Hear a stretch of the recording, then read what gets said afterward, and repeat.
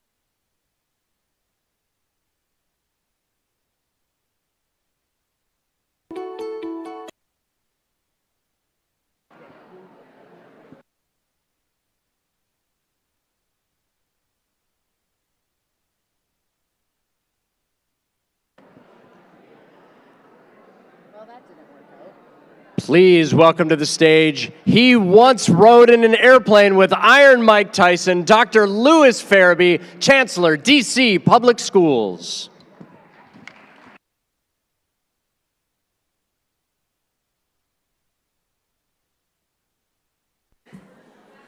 Good afternoon.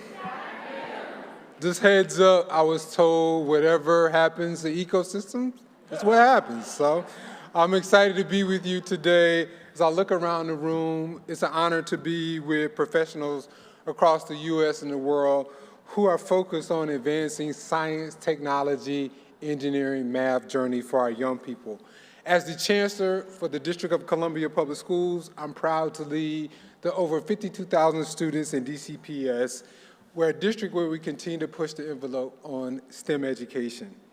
Ms. Morrison, I want to thank you personally for inviting me. Thank you for the work of your team, and excited to celebrate the 10-year anniversary of this convening.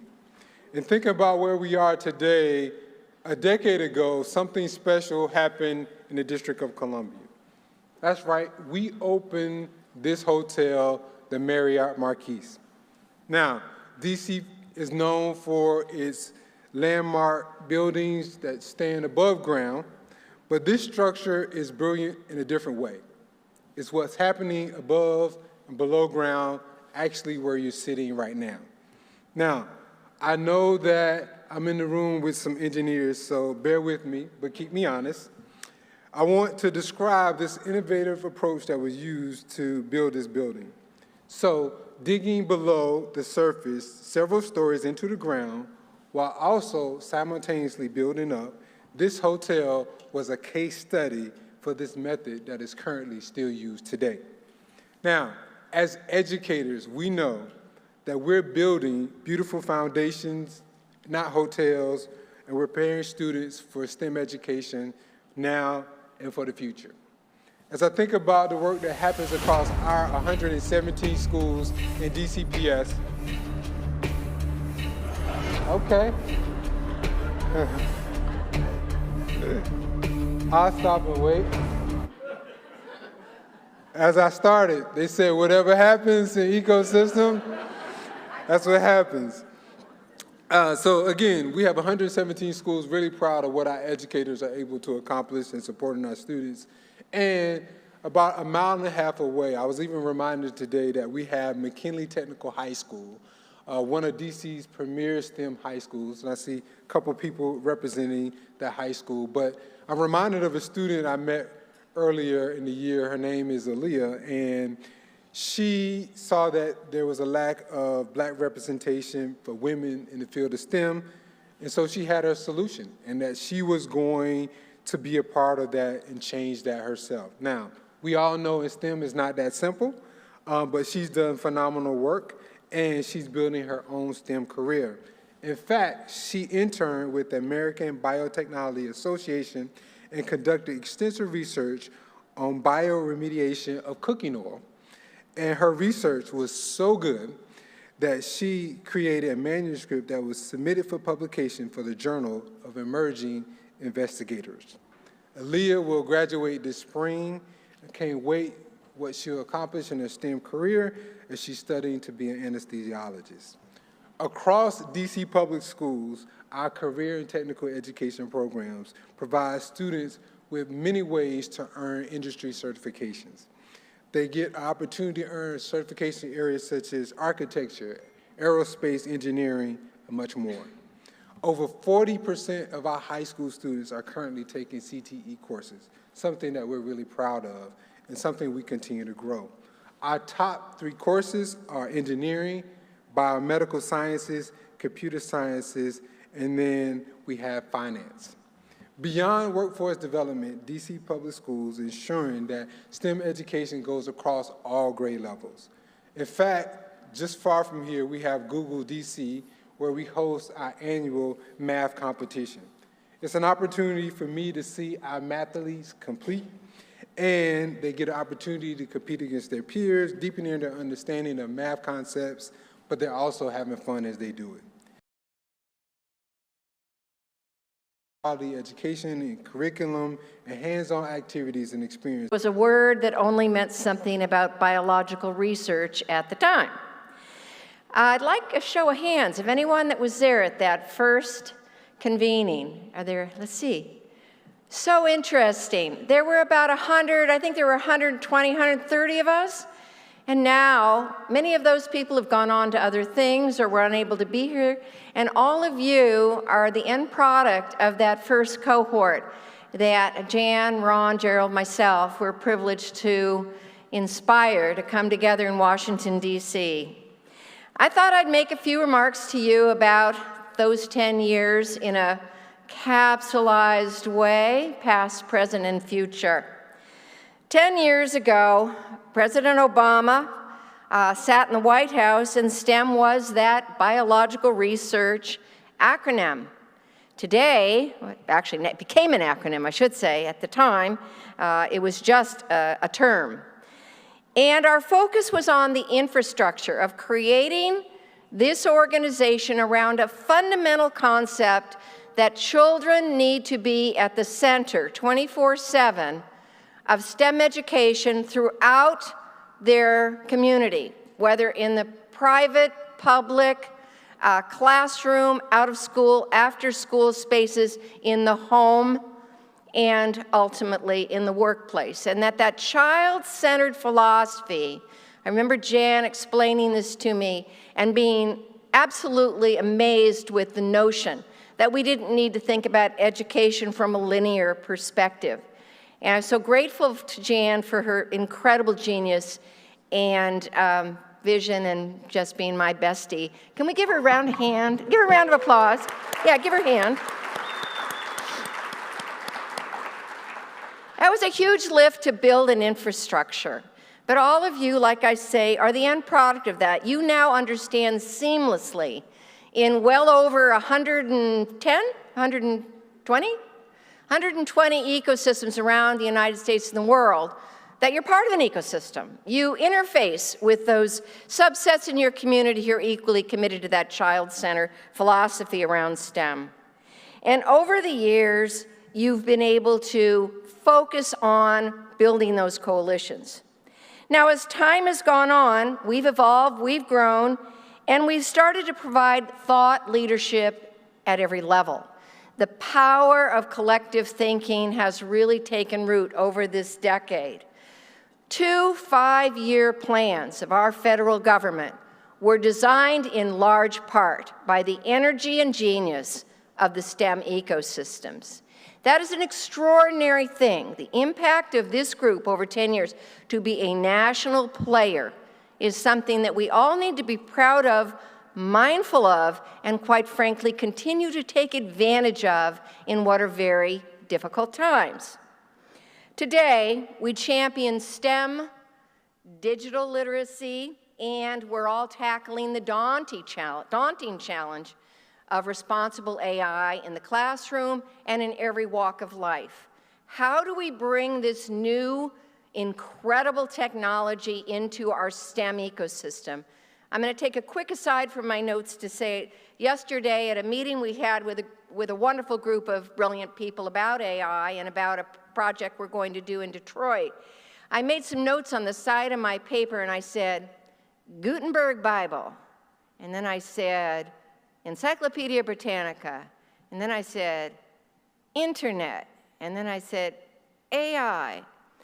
And I just started thinking, what do those things have in common? They are the revolution of bringing information to a larger and larger and larger constituency of human beings to fill our minds with the wonder of knowledge. And I guess my point of this, as a quick aside, is let's not be afraid of AI. Let's just see it as the next big revolution in information gathering and dissemination. It's something Broadcom knows a lot about because our company is actually the chip provider for many of the large language data centers that are going up around the nation and the world. And so I heard our founder, Henry Samueli, speak to this and basically say, see it as a creative tool. Human beings are creative. We'll figure this out. We'll make use of it. It will not be the end of the world or end of jobs or anything else if we put our minds to what it can be as a source of knowledge, of all the knowledge in history, good and bad, true and false. I understand that there's a lot of critical thinking we want to impart to our kids to understand the value of this new magical access. But nonetheless, let's see it as an opportunity and not necessarily as a detriment to education. So what a difference a decade makes. We've got unprecedented challenges to our education and way of life right now.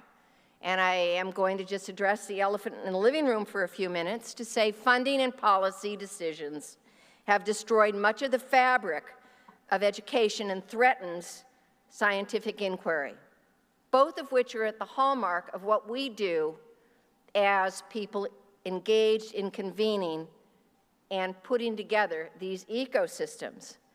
What do? It's scary, I think, for everyone here, particularly those of you who are educators, who came into this work as service-oriented people. This is overwhelming, scary, unprecedented, and it's easy for us to fall prey to that. But I want to say to you that we must do what we did, excuse me, we must do what we did 4 years ago, gang. Let's go to ground. Let's worry about our states. Let's worry about our communities. Let's worry about every child within our sphere of influence and not lose sight of the fact that what we bring is a creative juice to the nation. We've done it for 10 years. We will continue to do it. And our work with state and municipal leaders right now could not be more critical. I urge you to look for fresh collaborations and funding relationships with other nonprofits to get through a very difficult financial time, to see your local advocates as people who, like you, have the courage to continue on. And most importantly, support local and district candidates who share your values. We all know that we have primaries and a midterm election next year, and we can and should be heard on the issues of STEM, digital literacy, and quite frankly, responsible AI. It's not good enough to say that the government's interested in AI. There's a lot of money in that. And quite frankly, what we all have to do is put our minds to what does this mean to the education and well-being of children, family, and community. And we can be the thought leaders that influence the decisions made by the next elective body. And I urge you not to see it as political, but really standing up for the values that brings you to a convening like this and participating in an event where you know that what you stand for is right and the truth is honorable and it needs to be imparted to young people everywhere. Don't be intimidated into silence. People need to know that you are providing services and information to their children. And remember what Roosevelt said at his first inaugural address during the Great Depression. The only thing you have to fear is fear itself. That nameless, unreasoning, unjustified terror that paralyzes needed efforts to convert to retreat rather than advancement. Continue on, and let's talk just for a minute about the future. There is only one objective. It is our children. They are here with us. They must be led through this difficult time. They must be educated through this difficult time and come out the other end as responsible, critically thinking, science-minded, math-minded citizens of the world. If we are to provide them with the tools and ultimately the ability to create a sustainable planet. So I believe I believe that the education work we do is critical, and this organization has the potential to go for another 10 years with an even brighter future if we stay calm and carry on. That we all take time to invest in our local governments, in our state governments, and ultimately vote in every election possible and encourage our family, friends, and communities to do the same on the issues that matter to us. Lastly, I want to impart to you the wisdom of that crotchety old Prime Minister, Winston Churchill, who led his country through the dark days of totalitarianism forces that sought to overcome his great nation and the world. Our dear Winston said, "Success is not final, failure is not fatal, it is the courage to continue that counts." Second, he said, if you're going through hell, keep going. And lastly, he said, never, never, never, never give up. Thanks for your time and have a great convening.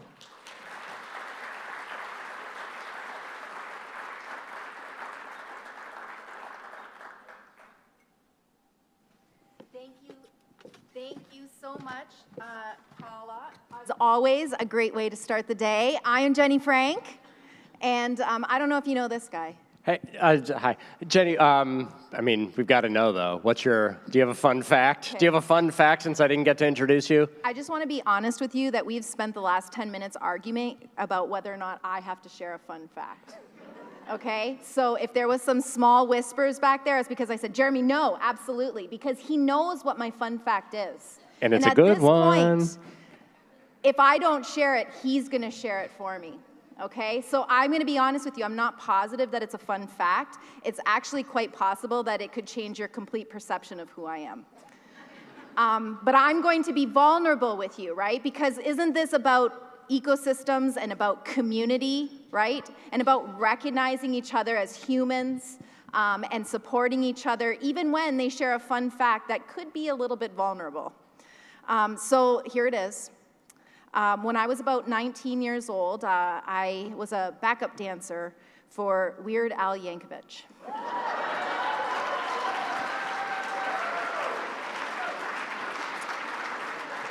For some reason, that was therapeutic, because I have not shared that publicly with anyone since it happened when I was 19 years old. All right, he is Canadian, so I am Canadian. You can understand what happened there, but it smells like teen spirit. I have a dance for that. All right, so, no. Now that is a little too far, all right? Make sure you come to the happy hour tonight, and if things go well... Oh no, this will be another argument for the next 10 minutes behind that stage, okay? But my point in, agreeing to share my vulnerable fun fact, right, is that is what makes this community amazing, right? This is a community of STEM ecosystems, and yes, we define it as partners who come together, work cross sectors, we work to identify challenges, and we share our resources and our expertises, and we do all of this wonderful thing. But what makes this community so incredibly amazing to me, in my life and in my personal journey, is that this is a community that does two things incredibly well. And that's take risks, which requires, I think, probably a lot of vulnerability. And we are willing to share when we have a failure. And that is huge. And that is impressive. And that makes me proud of this community, Jeremy, is that I think, yes, we have to take risks, but we also have to be realistic, and we have to step out there and say, hey, I did something and it failed miserably. That's possibly what I might say after this speech right now. Okay, hopefully not. Hopefully it's resonating with you. But that is what a community of practice is all about. It's about social learning, and social learning is just as much about success as it is about failure. And so I encourage you today, when you're connecting, when you're hugging, I'm into hugging right now because I feel a little bit emotional about this 10 years. If you need one, I'm here. But when you are sharing and connecting, remember that this is a room that accepts you, it champions you, it appreciates you, it elevates you, and this is a place where not only will you find solutions, but you'll find answers. And be vulnerable, reach out to one another, and share that with one another. So, Jeremy, you are the official MC. I actually am stealing your thunder right now, so welcome us in. I got nothing to say. I already said hi to everybody. I'm so excited to be here with all of you. This is my favorite time of the year for all the reasons that Jenny just said. And when people ask about STEM ecosystems, the thing that I always say, the reason you want to be part of this initiative is no matter what it is that you're thinking about trying, no matter what it is you're thinking about doing, somebody in this room maybe has done it. Maybe has done it and it didn't work out. Maybe has done it and it's become a national program. Maybe thought about it and chose not to do it. But the thinking is there. So you can come to this one place, and no matter what it is that you're trying to do that brings together industry and education and workforce and out of school time and policymakers and youth voice and all of these groups, you can come here with any idea, any problem, and you're going to find people who can help you along the way. It's the most giving and caring community that I've ever been a part of. And so we're, I'm going to be super cheesy. Can you clap for yourselves really quickly? Because you know that that's really difficult work to do. And we're really excited today. Am I jumping the gun? I don't think I am. We're really excited today to welcome a bunch of new communities into the fold. It's so bad that we have a little list here. There are so many new ecosystems. So Jeremy primed you. I want to hear the loudest clapping I've ever heard in my entire life. Okay, are you ready? We are going to read off, it is a list that we had to split it up. That's how many ecosystems we have joining our community today. This is your kid's high school graduation is about to happen right now. Oh, okay. Are you ready? All right. Can I get that slide to advance, please? Boop, boop. Oh, now it's really advancing. Here we go. Jeremy, are you ready? The Central 6 STEM ecosystem. The Create STEM Learning ecosystem. Excellent. The STEM Collective. East Alabama STEM ecosystem. Southeast Alabama ecosystem. Are you starting to get a sense that there's an Alabama presence? Okay, just pointing that out. The Southwest STEM ecosystem, Alabama STEM ecosystem. The STEM Alliance of Northern Alabama. The Capital Access STEM ecosystem, CASE. Ala-West STEM ecosystem. Gulf Coast STEM plus M. Lawson State Community College. The Queen City Eco Alliance. And the Sipsey Basin Corridor X STEM Learning Exchange. So is that all of them? Are we done? I'm afraid to say no. So we have another one. This one, if we're just having a little lag time. Here we go. Here it comes. Would you mind doing this one too? You did such a good job. Even though it says Jenny, sure. Yeah. See how I'm already skirting my responsibilities? Soon as you become a backup dancer for Weird Al, you think you will. Everybody. The Maryland STEM Education to Employment Ecosystem. Well, apparently we have some representation over here. Excited. Excellent. Congratulations. Our friends in Detroit, code 313. The Northern Virginia STEM Learning Ecosystem. X-STEM Latin America, Argentina. Connecticut STEM Workforce Hub, STEM ACT. The North Texas Ecosystem. The Mahoning Valley Regional STEM Ecosystems, Ohio.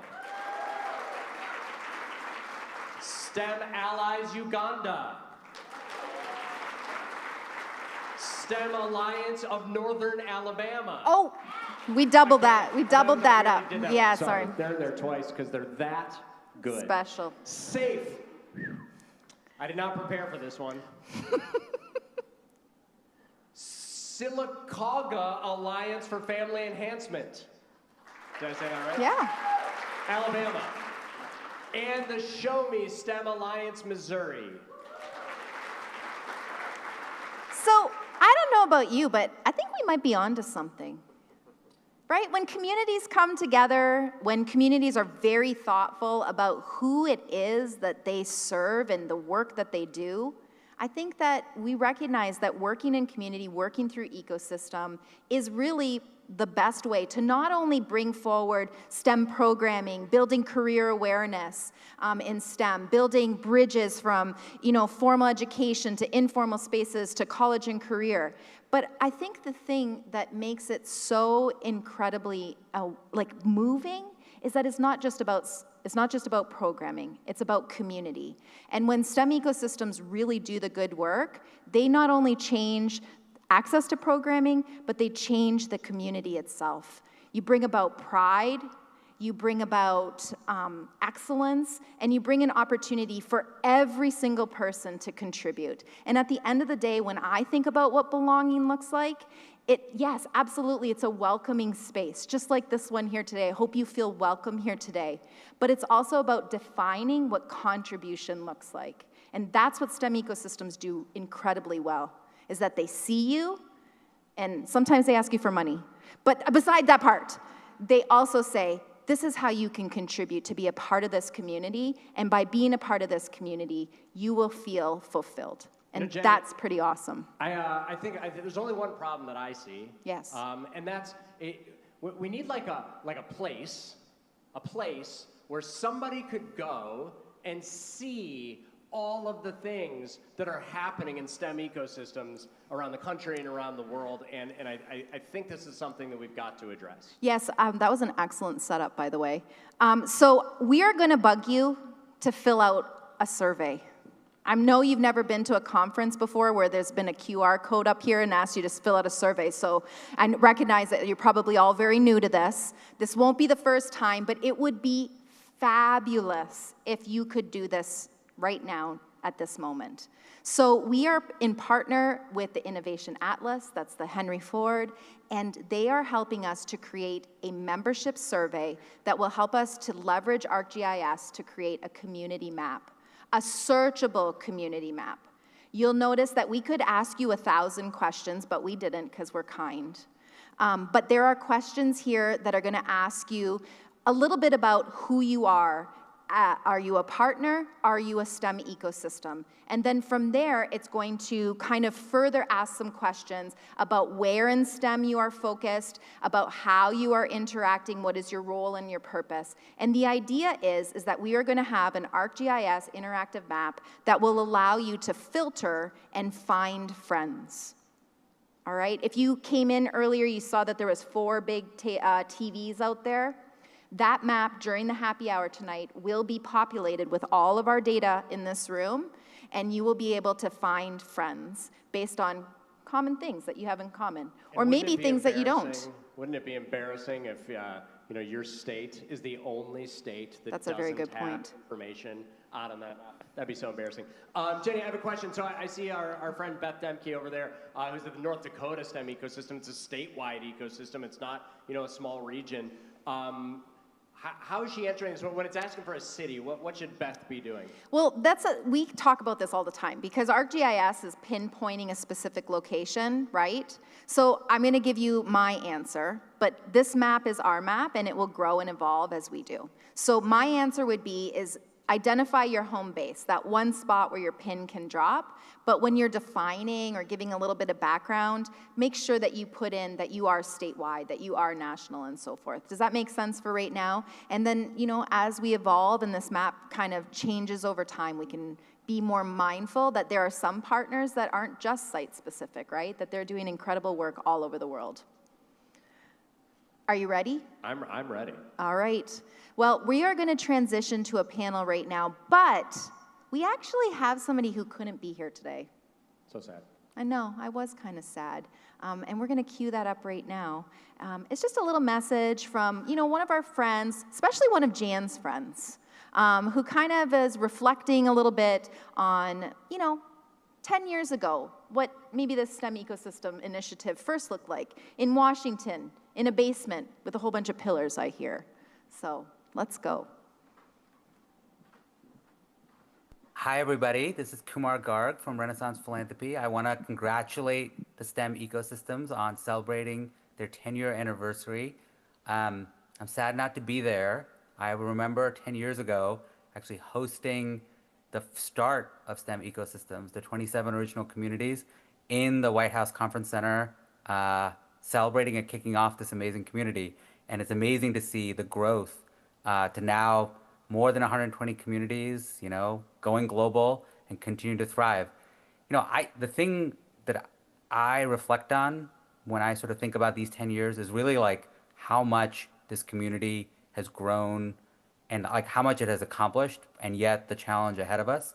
So if I go back to just being sort of an early White House staffer back in early 2009, President Obama had just given a big speech on putting science in its rightful place. And half of that speech actually ended up being about math and science education.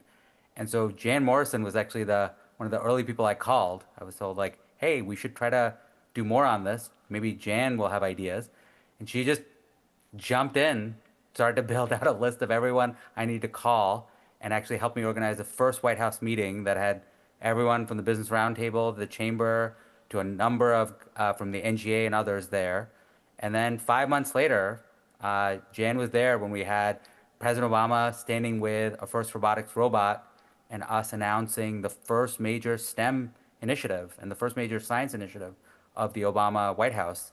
And that led to what ended up being an 8-year effort, our push on 100,000 math and science teachers, computer science for all, our effort to make sure we were getting a lot more math and science education to schools.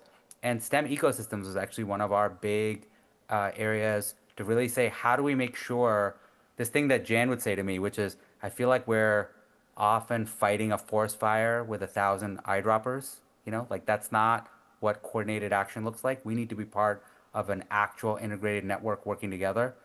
And, instead of that just being an idea, actually bringing together both donors, companies, and communities to actually do coordinated work, I think made a huge difference. And the fact that this community continued to thrive even after the Obama White House and continued to grow, I think is really important. I mean, the challenges we face today with what does AI mean for families? What do our kids need? I think these problems are bigger than ever. But instead of this being, just like the next problem, we actually have a community that's motivated to work together, that's actually working on it. So I'm sorry I can't be there, but I'm excited that you all are working on this, and you should count me as an ongoing friend and ally, and I'm excited about the next 10 years. Please welcome to the stage our moderator, Brian Kelly, editor-at-large, U.S. News & World Report, and our panel, Jan Morrison, founder and CEO of TIES, Dave Ferrero, founder and principal at Alacris Consulting, and Steve Seleznow, Stanford DCI Fellow, former president and CEO, Arizona Community Foundation.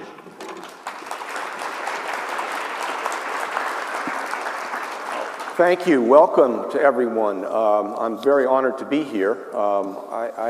At U.S. News, where I was the editor in the early aughts, we were sort of in the early stages of some of these conversations, and some of the conversations that turned out to be STEM ecosystem took place on our stage, which makes me very, very pleased and in fact proud. I look around and I'm like, I can't believe you guys are still here.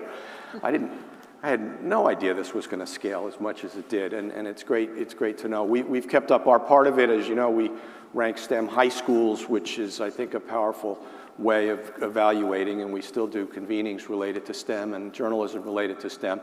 So we're very happy to be part of what really was some of the best ideas that we heard at the time.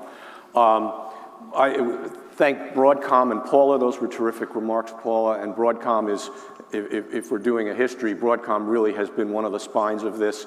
Ron Ottinger's here. Gerald Solomon wasn't. They were really great instigators in this. And it's the sustainability that I think that's been so powerful, a subject that will come up again and again. Companies and sustainability on this issue are a critical resource. I'm pleased to be with some of the OGs of STEM. Yeah. If you don't laugh, you probably are actually enmeshed in STEM and don't participate in popular culture. It's a compliment. Jan is beyond an OG. She's the godmother. I mean, the praise was clear, but obviously it's very genuine. And again, the issue of people who've stuck with this and the power of that and the lessons we can learn. I think this is the opportunity here to kick this off the next few days, but take a little step back into the history of it.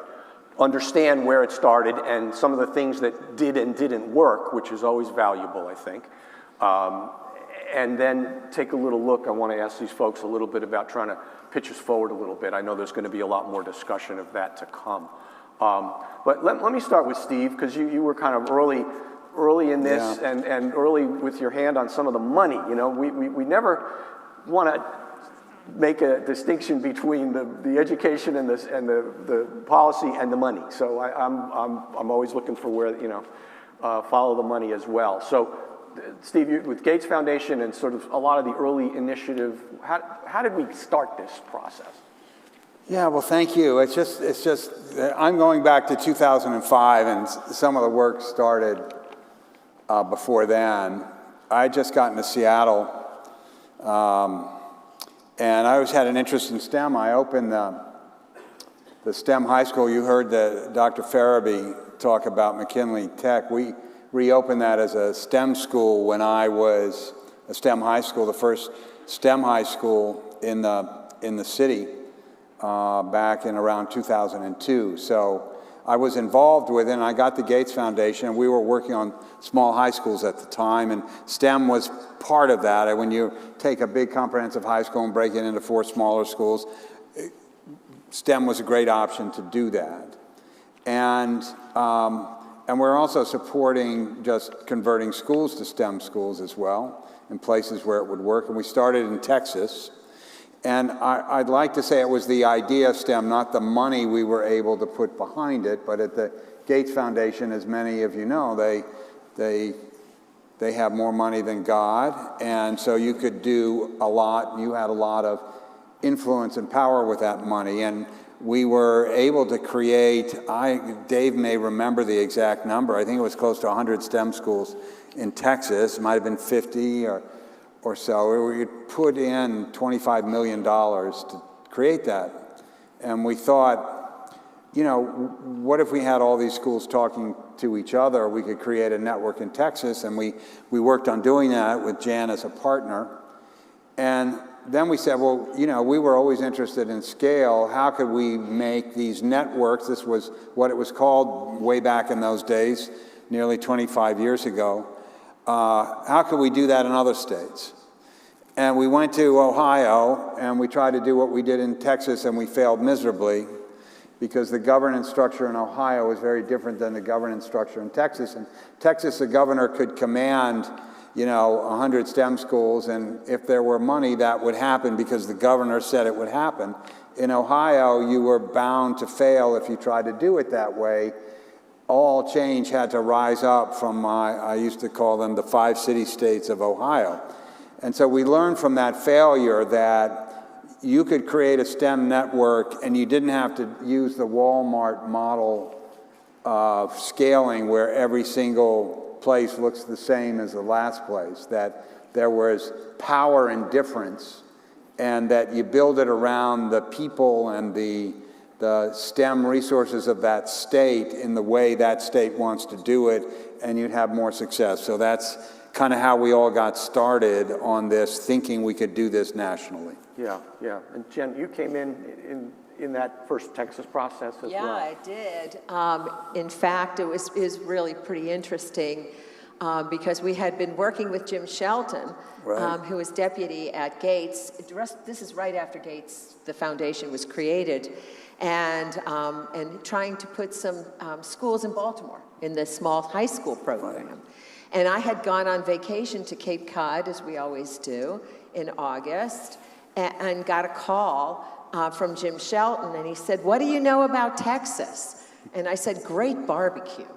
And he said, "Well, I think you should get to Texas." And I said, "Okay." So, I was in Cape Cod. He said, "No, tomorrow." So I said to my family, "I'm going to go have good barbecue. I have no idea what I'm doing." And I flew to Austin. And that was the first of and heard the story about Governor Perry and about Tom Vander Ark, who is the director. And the two of them have hatched together this idea after a semiconductor conference that STEM was a thing for Texas to do. I mean, maybe you remember more of it. Tom got the idea from the governor, and Tom came back and said, you do this in Texas. And I went to Dave and said, Dave, help us get this done. So that's kind of how it worked. Yeah, so Dave, to pick up from there, yeah. To me, Texas is prehistory, right? In fact, when I think about the origins of the STEM networks, the gay STEM networks, I actually forget that it started in Texas. So I was the Ohio program officer at the time. And so what Steve actually said was, we want to do this in Ohio, get it done, right?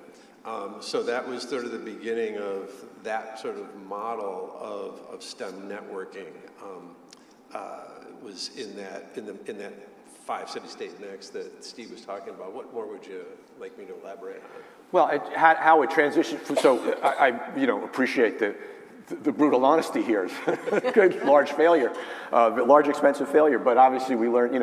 Part of the lesson is to learn from our failures. How did you pick up from there? So yeah, I'll tell a story that kind of fleshes out what Steve said about it failing miserably. So we sent a group of delegates from Ohio down to Texas to sort of learn from the Texas High School Project how they got it done.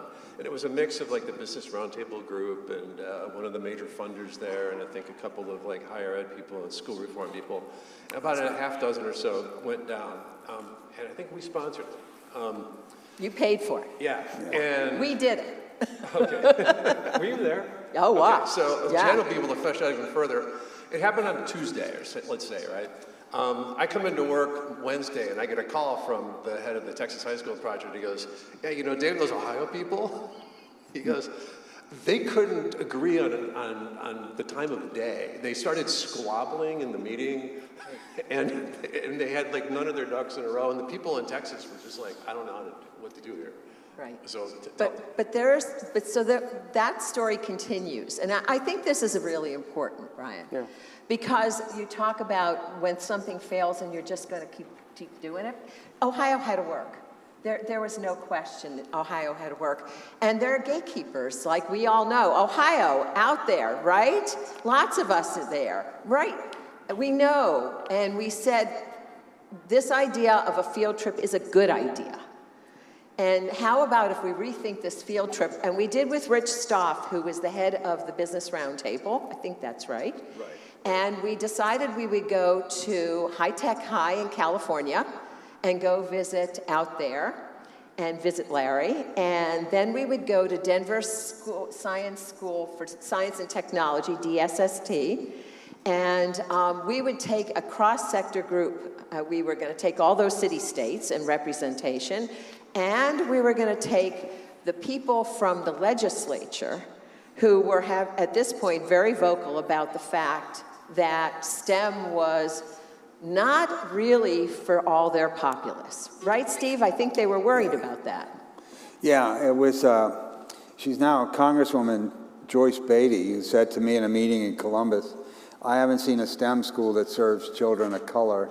You show me a STEM school that does that, and then maybe I'll support it. And so we took her to McKinley and these other places, and she came back moved by what she saw and made an impassioned statement on the floor of the House in Ohio about the need for Ohio to engage and support the growth of STEM networks in the state of Ohio. And I think, learning from her, what did she need to see in order for her to put her endorsement behind it? What did the Business Roundtable need to see? And I remember after that first trip to Texas with a small subset, the head of that delegation from Ohio, kind of stomped his foot and pounded his fist, and he said, I'm sick of Texas. We're not doing it the Texas way in Ohio. We're doing it the Ohio way. And again, I emphasize that it was the power of people saying, we want to do this, but we will do it our way. We will learn from others. We will see if you can reach kids of color. We'll see if what you do, and then we'll take it back to Ohio and do it the way we think it needs to be done for our children. And I think that led us in our thinking in terms of how we worked with other states. And so, you know, your early successes, you know, breed your future, your early failures breed your future successes. And so learning from that, when we went to places like New York to see if they wanted to do a STEM network, in North Carolina and California and Washington, the idea was, who are the science and tech and engineering and math resources in your state? Who are the ones willing to own this and then advocate for it? And how do you want to do it that you think is best in your state?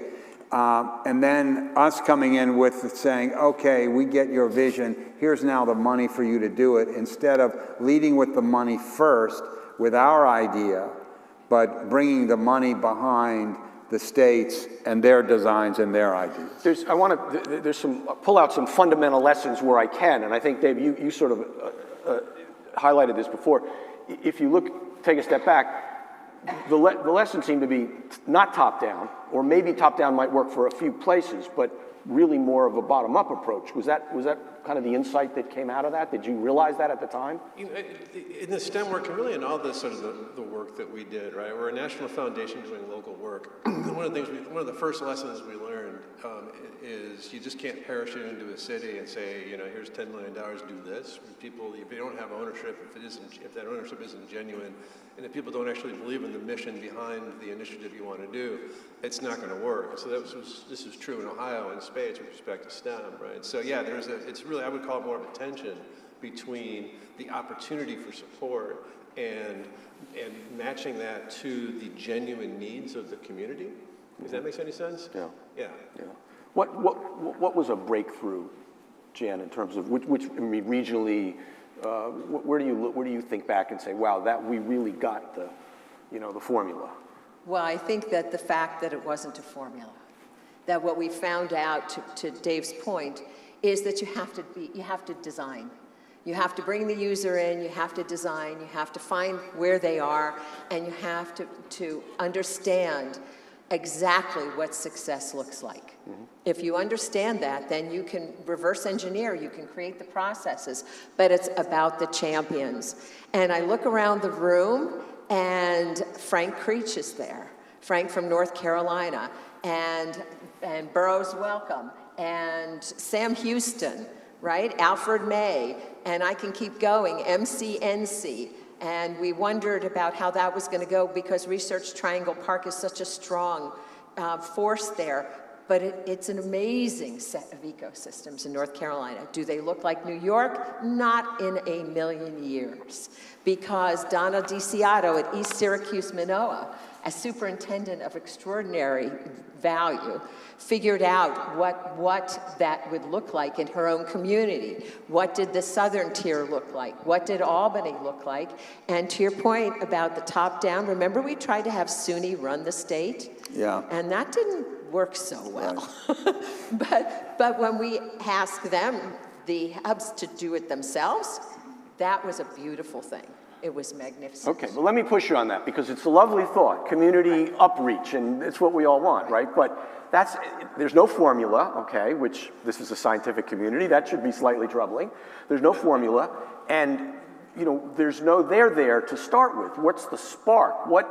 How do you instigate the creation of these things, or do they just? Is this like the birth of life, to spontaneously generate itself? It's what Dave just said. You cannot bring the money and say, do what we want you to do. There had to be the will, and the way that it would make a difference in bringing education to workforce to economic development in whatever that unit was, a geographic unit. So in some cases, it was just the city. In some cases, it was outside in a rural community. Yeah, there were some. I think, though, a kind of driving belief systems and commonality across a number of people, and I'm really trying hard to pull these things out of my memory, and I'm thinking, for Congresswoman Beatty, she had a clear vision about wanting children of color who haven't been given access to science, technology, engineering, and math, and haven't had opportunities created for them. Her aim was to make sure those opportunities were created, high-quality schools that could teach STEM. You talked to Shirley Allen, who we talked to in New York, the president of RPI, Rensselaer Polytech. She had a similar vision. And then you go to any state, every single state, there are people that really care about STEM, whether it's driven by companies that want a qualified workforce, or whether somebody has a social agenda they want to achieve in schools for all children. And so you try to tap into what those belief systems are. But what I discovered, and I think what you prove, is if there are people willing to do this, people, each of you have your visions of who you want to serve, how you want to serve them, why you want to serve them with STEM, and you can come together and form relationships that ultimately form a rich ecosystem, because you have companies engaged, and you have scientists engaged, and you have tech people engaged, and you have school people engaged. And so you build around those belief systems, like we need to do this, one in our community, two in our state, and what if we can build out this ecosystem we know that's there, but we need to flesh it out and we need to connect it to each other. All these beliefs can drive the kind of change in the development of what's now emerged to these 120, 140 ecosystems around the country. So you're giving us a sense of who's at the table, but I'm interested in sort of who's at the head of the table, or maybe whose table is it? So I've had the privilege of appearing at a number of STEM ecosystems over the years. One of my favorites is Lancaster, Pennsylvania. Is anybody from Lancaster here? I've spoken there a couple times, and it's wonderful. Just not too far up the road. They're the people at the table. They're the people at the table. But I know the spine is a local community foundation. It is. That has kind of pulled people together. That somebody's got to rent the space. Somebody's got to, and I really admire what they've done there in terms of sustainability. But also there is a continuity. How does that? How do you encourage that to take place? And does it have to be a philanthropy, or who does that? No, I don't think it has to be a philanthropy, and I think the philanthropy can help convene the interested people. But sometimes it's a corporation that's a major employer in an area. Sometimes it's a university that has very strong science, technology, and engineering programs. Sometimes it's a local school district. It really depends, as we've been saying. It can be different in every place. It's who are those resources, and who can bring the convening power to the table. And when we were doing this, and I'll say this as nearly 30 years, I started as a classroom teacher and as a principal, and then a superintendent. So I'm district oriented, but I support great schools for kids, whoever runs them. And I learned, spending years in really large bureaucracies in this region, in this area, in this city and the county northwest of this, that sometimes when you go first to either the state superintendent or to the superintendent, you will be bounded by the edges and the requirements of the bureaucracy that drives those schools. And those of you who work in schools know exactly what I mean. And we didn't want that driving the potential opportunities of STEM. So what we did, and I got beat up pretty badly by the state superintendent, and I'm going back to Ohio again, where all this started, because I didn't invite her to the early meetings. In fact, I intentionally kept her out. Not because she wasn't a great person or qualified, but I know if we started with the State Department of Education, we wouldn't get the innovation we would have gotten by having the the CEO of the Rich Staff, the Ohio Business Roundtable, and the CEO of Nationwide Insurance, and who were people who had influence and power and knowledge that we needed to help design it first, Battelle Industries, and help us design it first, and then go to the State Department and say, listen, here's what we want to do. Now, how can we help bring people in who can speak to the ownership, maybe that's not the right word, the ownership of the idea that STEM is important in the state, and we as businesses or higher ed or wherever we start can help lead the way to bring in educators who can get it done and can tell us how things can get done without being bounded by other factors. David, do you see instances of the education bureaucracy being a roadblock? Always. It can't help itself. You know, in the work that we did back in the day, our most successful and interesting and innovative initiatives tended to be generated and led outside of the existing institutional structures, public education structures.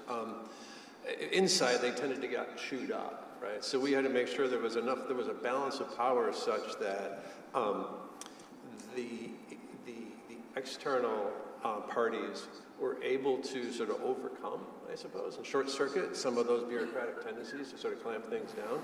And I want to emphasize that it's not that any of the individuals inside those institutions have any desire to do that. It's just it's just a requirement of their role, right? They just have, you know. And so you need to, as Steve is saying, you really need to, you know, they need to be there because you need the support of the state apparatus, but they can't run it. It's just they're not built for it. Yeah. So we've got a little more time, and then we're going to turn to some questions. So please consider some thoughts for these guys. But I want to kind of pitch forward a little bit now. I can't not ask you. You know, here we are. This is evidence of having done very well, but I think in conversations we've had and others, not well enough. Right? Nobody's satisfied with where we are. I don't think. Anybody satisfied with where we are? Oh, I guess okay. So that's a given. So, you know, what's the next? What do we need next? Is it more STEM, initiatives like that, more individual regional places? And if so, how do you scale that? Or do you have another way we want to go? So what has gone unsaid, I think, and needs to be said, is this was a build operation. There was infrastructure that was developed, the girders in place that were welded, hardwired for sustainability and endurance. And that's the 10-year that's here, is that those infrastructures, regardless of what we call them, were always cross-sector. And we recognized in the 2015 document, STEM Learning is Everywhere, from the National Academy, that it was that grassroots, but it had to have that infrastructure, and it was that. So now when you fast forward, do we build more infrastructure that stands in silos? Absolutely not. That's our biggest enemy at the moment, is the fact that we go out alone. One of the tenets of engineering that I learned from an engineer, from Rich Rosen, from day one, was that you cannot go out alone. And when we named TIES, it wasn't by mistake we called it TIES. The idea is that we are better and there's power in the collective. And so what the future looks like is to take the foundation, as Paula just gave us that call to action, and where we are, understand it with real honesty and transparency, and continue to build on what is there. And the idea that in any kind of STEM problem to solve, you iterate. You know, engineering leads us. We iterate, and we get to solving the problem, but we have to have the clarity. So if this is STEM 2.0, and next is STEM 3.0, right? David, what's STEM 3.0? God, I'm probably the least qualified person in the room to answer that question. It's all going to be That's what we're doing on Wednesday. Okay. So that your answer is show up on Wednesday. That's okay. It's a good answer. I have a couple thoughts about that. Yeah. And I want to clarify something. I felt, state departments of education seek uniformity. They're compliance units, generally speaking.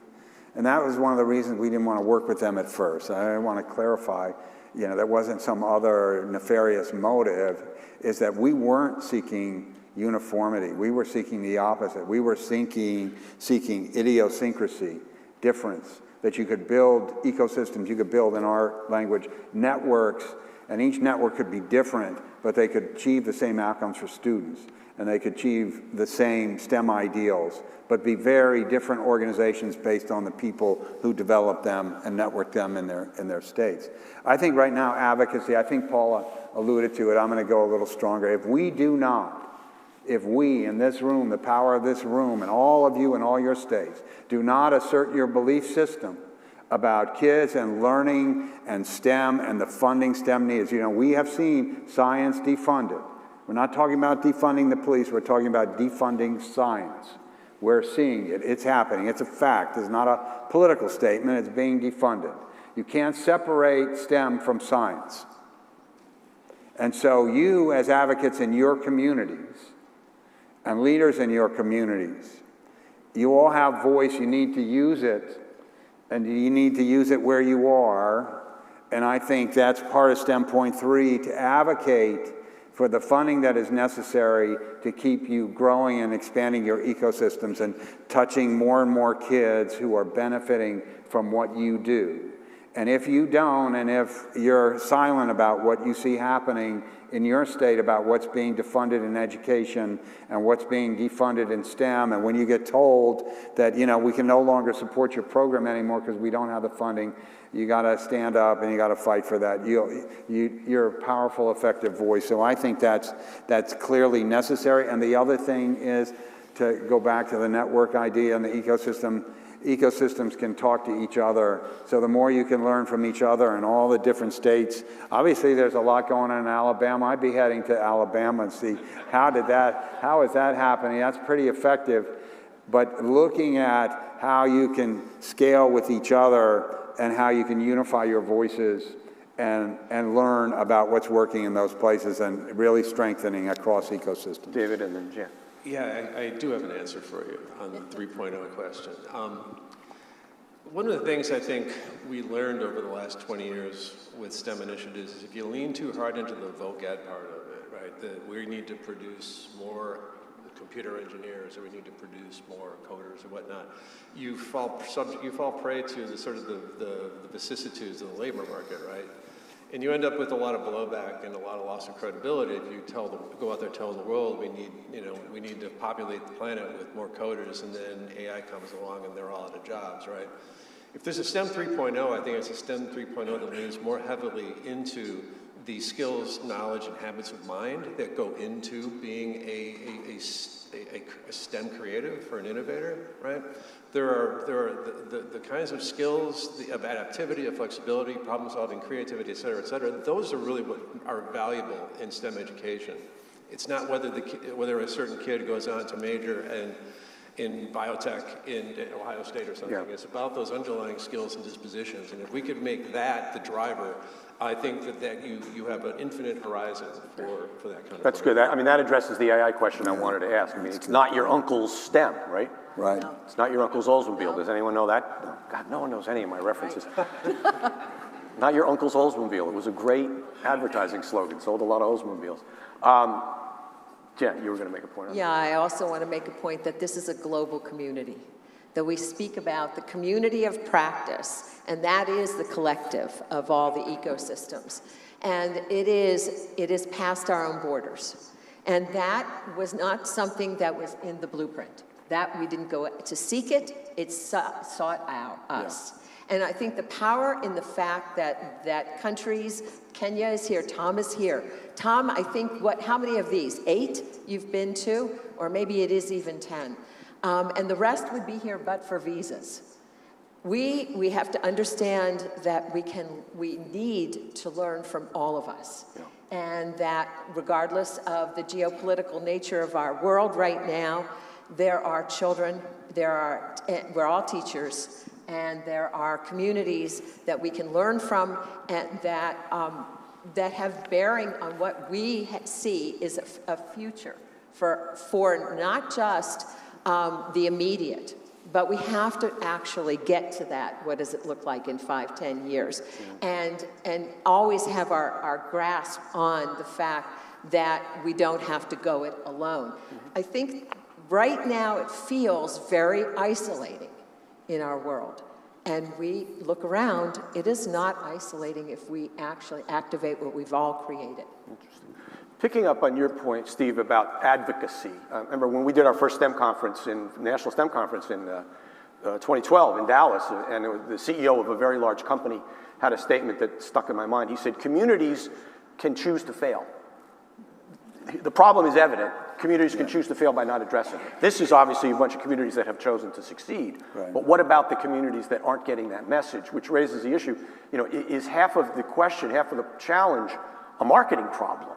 Is it a messaging problem? I remember even in those 2012, there were a lot of companies that were very active in promoting STEM. STEM careers and TV campaigns on STEM and ad pages in magazines, which don't exist anymore. But there was a lot of corporate, particularly corporate messaging that was trying to get the message out there. You have the formula here, not the formula, sorry. You have the solution for people, but if they don't know it exists or they don't need to know, or they don't have the motivation to go there, how do you get over that hurdle? Well, I mean, I think it's a very difficult challenge, and it's. I mean, if we were to ask everybody in this audience, how did your ecosystem form?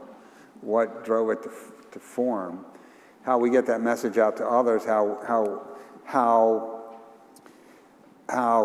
you can expand your ecosystem by inviting more people in. I mean, it takes a while. It takes a while to grow a tree.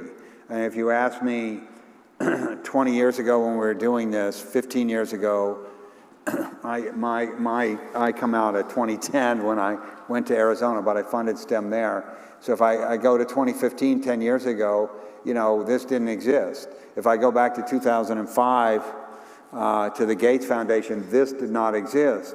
And you're not everybody in these ecosystems. You're a representative of your ecosystems and the people you work with. So if you think of the expansive numbers, it's just continuing to add, if you will, to add voters, to add people who have interest and inviting them into your ecosystem to make it bigger, adding more nodes to it and more pieces to it. But Steve, to be honest, Gates decided not so much. Yeah, well. They decided for whatever reason, and we took a look and said, no. This has got value. And if part of that message then is the persistence, it's make that judgment on your own. If the funding disappears, which it comes and goes all the time, well, if you know that. Yeah, well, I used to say to grantees who didn't like it, a diamond is forever, not a grant. and as important as it is for foundations and philanthropy to extend their timelines of funding, I mean, we were at the height of what we were doing when our funding got cut at the Gates Foundation because agendas and priorities changed. But here's the thing, your evidence that it kept growing and it kept going on, I think to your point, Jan. And I think you cannot depend on you raised a question about community foundations. Any foundations, you can't depend on the funding to last forever. And so you have to build that capacity to expand your donor base and your funding base and your support. And so you constantly have to be advocating in the funder community and in the government community, the business community, to ensure that the adequate resources are there. We want to try to go to some questions here. Are we? I think we have time for just one question. So I'm up here in the front with our friend and one of the earliest founders of this entire initiative, Rana. This is so cool, first of all, and so amazing to see all of the people here who are in the room. When we started in the basement of a Marriott here in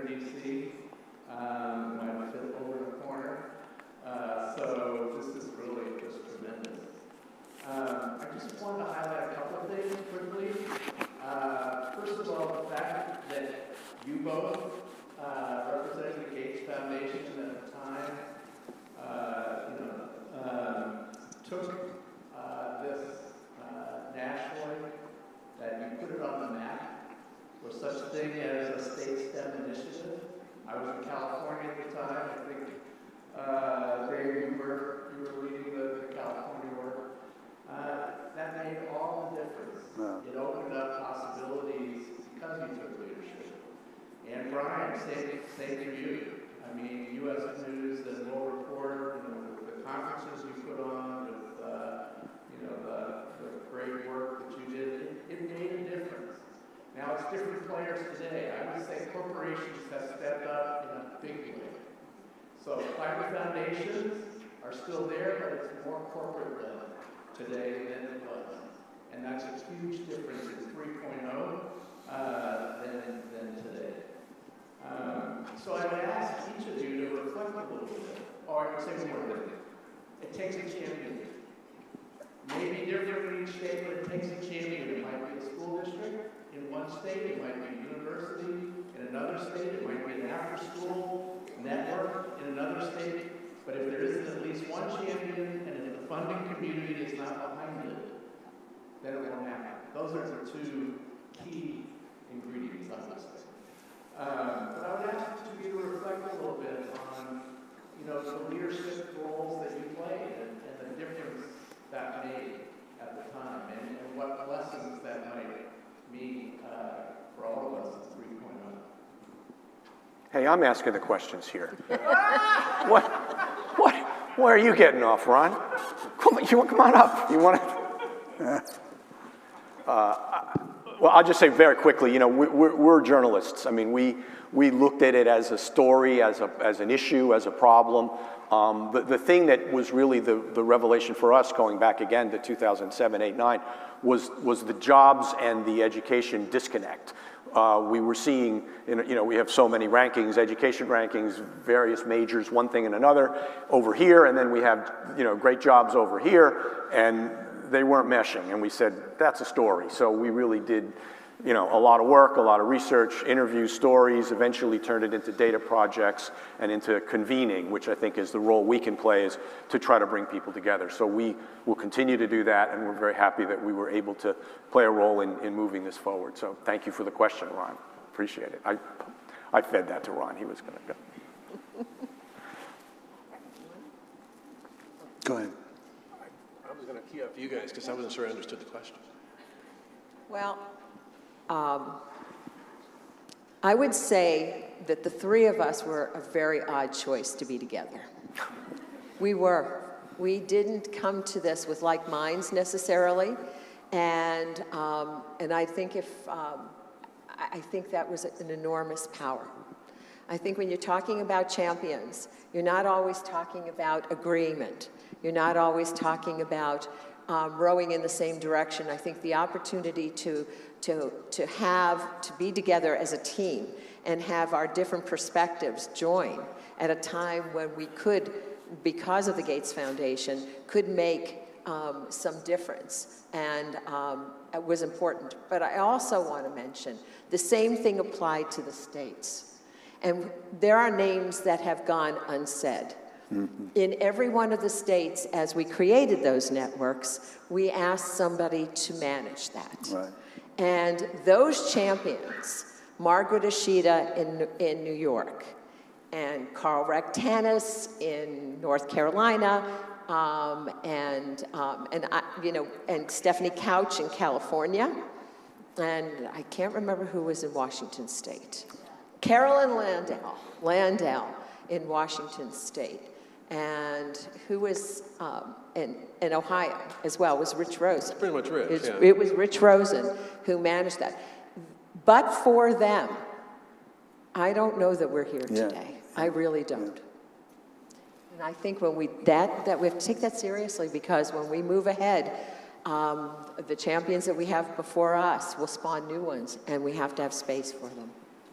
You need a Hall of Fame. We do. You want to go?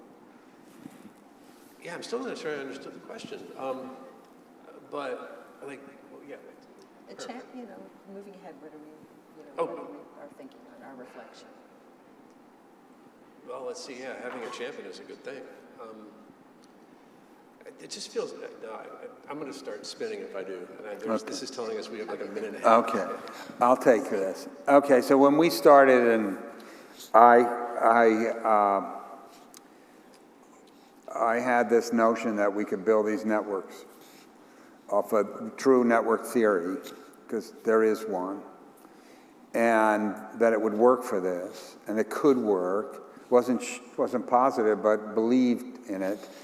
And it was when I went to Dave in his office, and he was running our work, and we're doing a lot of work in Ohio, and I said, Dave, we need to do STEM in Ohio. If you asked me back then in like 2007, maybe, and then you go forward a couple years where we did a whole national strategic plan for STEM, we just believed in the idea that if you started, if you built it, people would come. I mean, it really does say a lot about that. And we just had a belief in the idea that people would respond to it, and so if you asked me then, did I think we'd have something like this today? I'd say, yeah, you're the vision we had way back in 2008, that there would be these STEM ecosystems all over the country. I don't care whether they're called networks or ecosystems. And Jan told me we've changed the name. I said, great, if that's what it wants to be, that sounds great to me.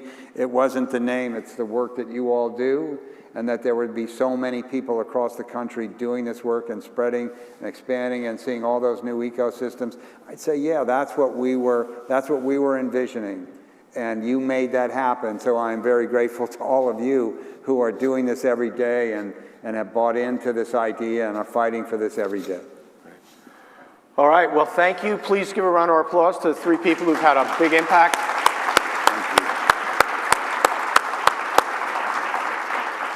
Thank you all for your time. Thank you. One more round for our incredible panel. The foundation. Thank you. Entire initiative.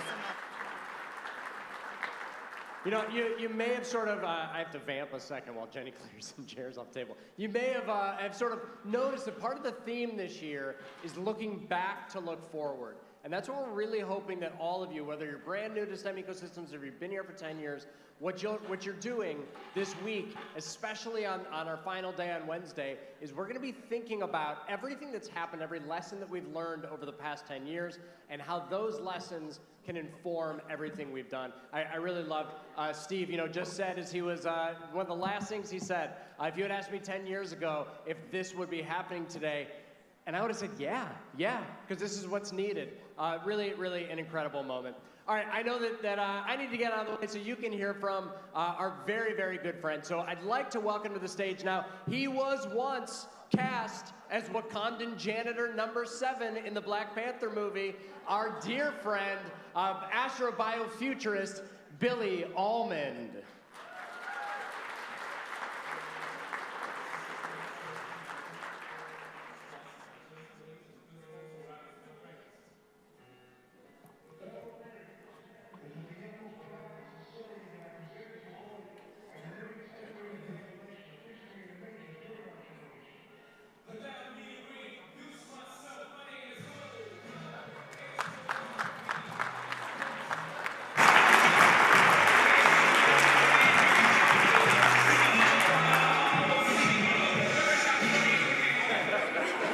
Always wanted to do that correctly. Greetings, people of Earth. How are you today? What was that? How are you today? Okay, so based on that first response, I need you all to do something for me, okay? Very gingerly, okay? No pulled muscles. Very gingerly, very lightly, push away from the table. Okay? Give yourself space. Give your neighbor space. Okay? This is an active participation conversation we're about to have. Okay? Everybody good? Good? Okay. Okay. Let's jump into this. I want to talk to you all today about this idea of winds, waves, and tides, and why now is actually the time where we all need to be dreaming really, really big, okay? Now, the reason why I had you push away from the table is because throughout this presentation, I'm going to very randomly say, somebody do the wave. And at that point, thank you. It doesn't matter who starts it. It could be in the front, it could be in the back, my left, my right, your right. It doesn't matter, okay? But whoever starts it, there's gotta be carry through, okay? You gotta follow through on it, all right? All right? Like I said, this is a conversation, so y'all gotta talk back to me. Is that okay? Yes. Okay, somebody do the wave. I saw you, I see you, I see you, I see you stretching in the back. It's fantastic. Okay, let's jump in. All right, so brief introduction, astrobiofuturist, how space exploration can improve the human condition on life, and for those that will eventually travel to the stars, biomimicry, nature's blueprints for solving just about everything, and futurism. How do we create restorative futures where we are connecting people to themselves, people to each other, and people to the natural world? Cool, all right.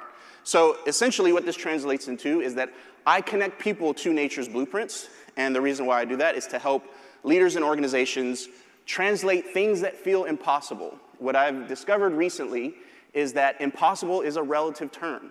And so if impossible is a relative term, that means that nothing is really impossible. And so right now, a lot of my work is trying to help people do the things that feel impossible to them while navigating the uncertainty of the world and the uncertainty of trying to do things that feel impossible. So anytime that you see this slide, I need you to say the words that are on this slide, starting now. And you got the cadence already. No one was off beat. Everyone had rhythm. Okay, try it again. All right, y'all falling asleep on me already. Okay, we're gonna work on that. See, I didn't even have to say it. What is your name, miss? Lisa. Give it up for Lisa. Lisa's got the grooves, y'all. She's feeling the energy. I love it. Back to dreaming, okay?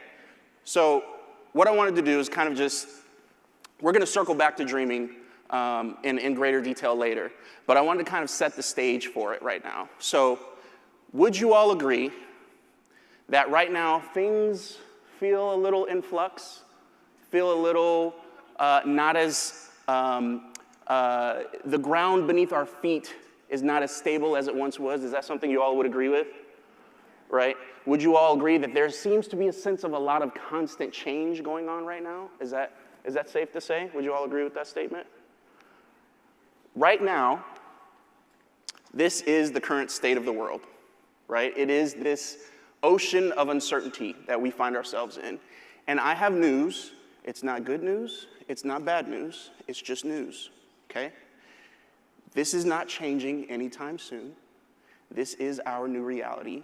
And better or worse, there is no going back to what was. Part of why that statement is true is because time is not linear in the sense that we think about it. There is this quote that's attributed to Mark Twain that says that history does not repeat itself, but it does rhyme. And the reason why time is not linear in that A to B sense is that time is a spiral that is constantly moving forward. New ideas are introduced, new technology is developed, new cultures, new value systems, they all evolve pre-existing thoughts.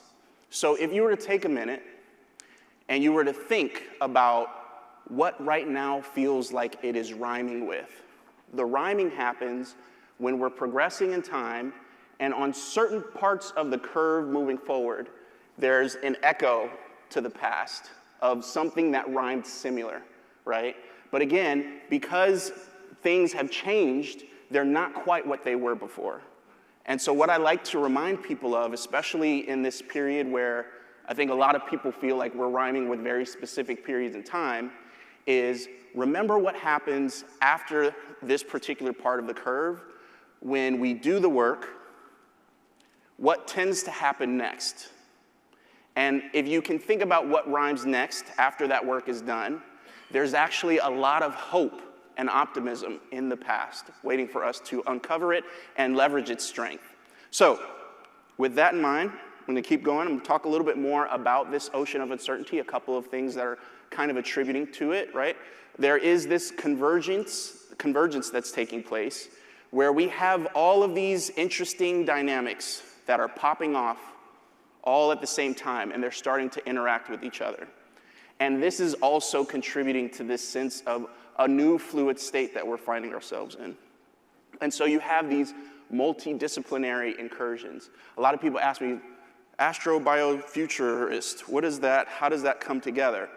I personally believe that we are going to enter into a state where we have these hybridized futures, where more than one facet of you shows up simultaneously, and the intersection of those many facets are the solution to some new type of problem, right? So there was a study by IBM that said by 2030, most of the jobs for 2030 haven't been invented yet. And that's like 5 years away from now, right? Are you guys good? Are we flowing? Y'all feel good? Are you dead? You sound dead. Okay, let's work on that. Somebody do the wave. I see it. I see it. I see it. I see it. Okay, somebody hurt themselves back there. Oh, medic. Okay, let's keep going. Y'all ain't even paying attention to the slides. You just lying to my face. You do the wave, but you won't read what's on this. Let's try that again. One more time. Okay, much better, much better. So let's talk about adapting. It's important for me to remind you all that adapting means that you are still in the fight. It means you haven't given up, and it also means it's still all possible. Not only is it possible, it's still all possible, regardless of what you're seeing, regardless of whatever dynamic this ocean of uncertainty is throwing at you. It's still all possible, and you adapting is evidence of that. So there's a particular part of the ocean that I thought was important to highlight some strategies, right? Some of nature's blueprints for adapting in this dynamic environment.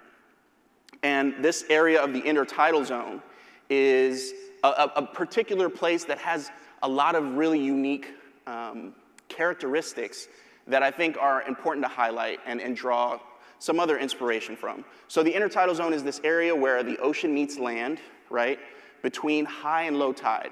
So you have this vertical dynamic of high and low tide, and then you also have this lateral dynamic where you have something that is constantly fluid interacting with something that wants to stay firm and solid and institutionalized. And so what tends to happen in this dynamic place of the intertidal zone is a lot of individual things that look like they are bedrock, that look like they are stable, when the right wave comes along, can be dislodged and removed. So when we talk about the dynamic of high and low tide, what I find most fascinating is the intertidal zone has its own way of going from being an ocean of abundance to a desert of lack and dried out resources. And this is literally happening multiple times throughout the day and throughout the season, right? So you have high tide where everything is in abundance. Sorry, I'm gonna show that one more time. Everything is in abundance, and when there is a lot of abundance and resources are flowing, things below the surface tend to get buried, covered up, and overlooked.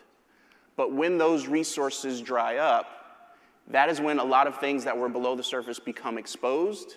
That's when predators start to descend, and that's where the focus on how to survive in a nutrient-lacking environment really kind of kicks into high gear. And so on top of that dynamic, you also have the agents of chaos in oceans of uncertainty as well, which are the waves themselves.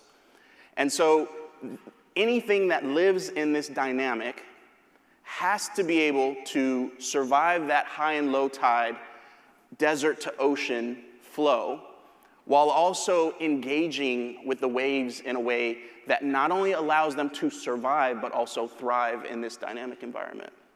Are y'all still with me? Prove it. Okay, it was a little inconsistent right here. I'm a little disappointed in y'all. But the rest of y'all did really good. Let's try it again. Somebody do the wave. All right, all y'all right here are just asleep or you're on TikTok. I don't know what is happening at this table. Having a hard time with you all. Okay, see me after class. All right, so there are three things I wanted to talk to you all about when it comes to waves. There's three types of waves that I want to speak to you all about. The first is ripples. Now, the thing with ripples, all waves are movements and shifts of energy, okay? All waves, movements and shifts of energy. The thing with ripples is that they are small energy shifts. They have unpredictable origins. A ripple can start from anywhere, and anything can cause a ripple. But the thing about ripples is that they are characteristically shallow and fleeting. But the ease at which a ripple can be created is part of its mystique. And what tends to happen is when you look at ripples from a certain perspective, sometimes ripples can look like they're actually waves, even though they're not. And the reason why this is important is when it comes to actual waves, right now, a lot of people are making wave decisions off of ripples. I heard that. Y'all like that, right? That was good, right? That's one of my favorite parts in this. There's a couple more. Okay, let's keep going.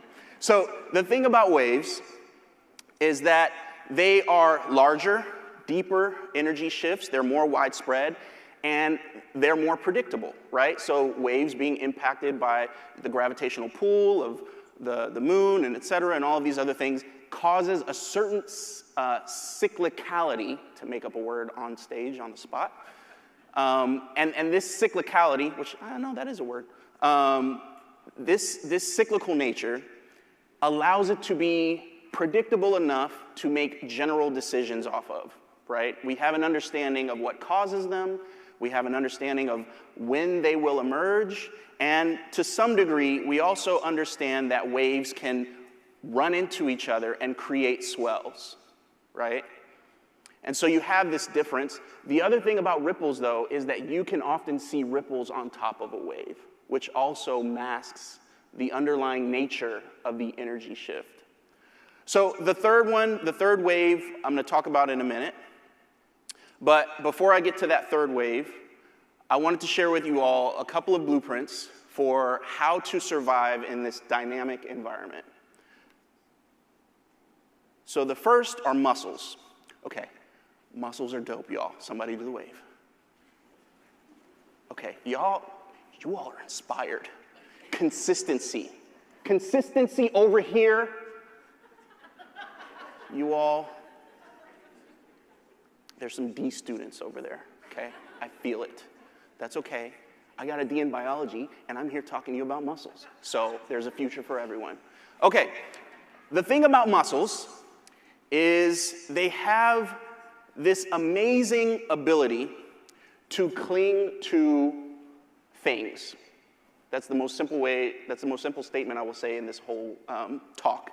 And the way that they have this is, you see those strands in that image to the left? Each one of those strands are referred to as byssal threads, okay? And so what they do is at the end of each of those byssal threads is this really amazing gluey substance that allows them to attach to things and essentially cement themselves to different objects. And what they like to do is muscles actually like to come together and cluster together, and then they attach themselves to the rock, whatever foundational piece they have that's usually in the crevice of the rocks, and then they attach themselves to each other. Now, the thing I want to point out is when you look at this picture on the left, and you see all of those threads, notice that there's not just one thread. There's multiple threads. There's multiple points of connection, okay? And because of this multiplicity of connection, and the fact that they're not just connected to this foundational thing, they're connected to each other, they form these communities. And regardless of the size of the community, because they are connected to each other, they are able to facilitate their ability to filter out toxins from the environment. So during high tide, they are opened up and they take everything in, and then they quickly filter out the things that are not for them, and they pass that on to other organisms that can benefit from the things that aren't good for them. And then during low tide, when they are exposed, they will close themselves up to preserve the moisture that they need. And then what they also do is every so often, they assess their environment. They don't stay closed. Every so often, they'll open up just enough to get a feel for if the environment is safe and if the environment is good for them to completely open themselves up and continue facilitating their work, right? So you have these pockets of communities, and because of these pockets of communities, they are able to take on the brunt of the wave. And because they're connected to each other, they actually dissipate the impact of the force of the wave every time that it goes up. They each take a little bit of the force, and that disperses the wave across all of them, so they survive together, okay? Just some food for thought, no pun intended for those of you who like mussels. Somebody do the wave. See? 5 times this table. You finished strong. I see you with the lanyard. 10 points to Gryffindor, okay? So a couple of thoughts, and this is where if you want to take out your phone, go for it. Screenshot away. But just a couple of things to think about. So for those of you who might have resonated with this idea of the mussels, more opportunities exist together than apart. And a couple of things to think about is creating a system to quickly filter and pass on those opportunities throughout the network, and then designating people or processes to sense the conditions periodically, right? There is no burying your head in the sand. That will come later in another example, okay? And don't worry, if I go too fast, I got you. I got you at the tail end. Are y'all good? All right, is this feeling good? Are you sure? Okay, I like that last answer. Okay, so moving on, seaweed, kelp. These are dope organisms. That is the scientific name of it, okay?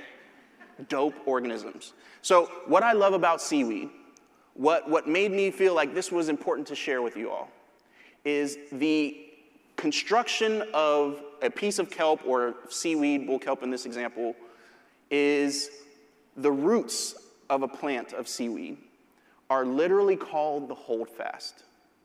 And what they will do is they will latch on to a rock along the seabed, and they will anchor themselves to that rock.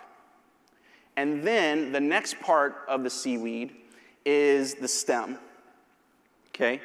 And the stem remains flexible. So while it's anchored in place, it has this ability to move with the movements of the waves back and forth, while still staying anchored to something that allows it to survive. And then it has these other, what I like to call assets, or skills or abilities, right? And so if you notice those little ball-looking things along the plant, those are actually gas bladders. And what those gas bladders do is they allow the stem to stay buoyant, to stay upright. So it has these additional things where it's not getting the full whiplash of moving in the waves. It has these other things that can help it stay upright, help it stay afloat as it's in this dynamic environment. And then finally, it has the leaves themselves of the plant, right? Literally the thing that draws energy from the sun, right? And feeds its ability to resist all of these different ways, right? These far-off star, right? This far-off star is feeding this thing's ability to withstand all of this dynamism. Okay, y'all still with me? Prove it. I didn't say wave. Somebody do the wave. See, okay, you hit that one. You hit that one, okay? I got 3 people that are like dedicated to this. Right here in the heart. I felt that. I was supposed to take my glasses off already. It got me emotional. That was a beautiful wave. Okay, let's keep going. So I wanted to show you all this photo of this environment because I think often in this place of dynamism, there is these points where you want to break through the surface, right? You want to come up for air, and it feels impossible. And I think it's important to note that there will be times for that, but you're still built to handle all of this dynamism, okay? Might not feel that way, but it's in there, all right? It's the construction of it allows it to thrive this way. So for those of you who resonate with adapting like seaweed in this current moment,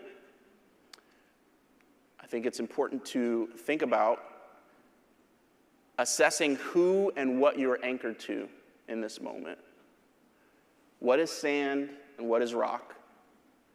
And what elements will keep you buoyant during this period of change that is not necessarily going away, right? This dynamic state.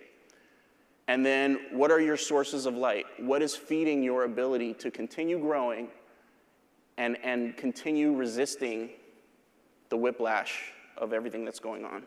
Are y'all good? Are you entertained? All right.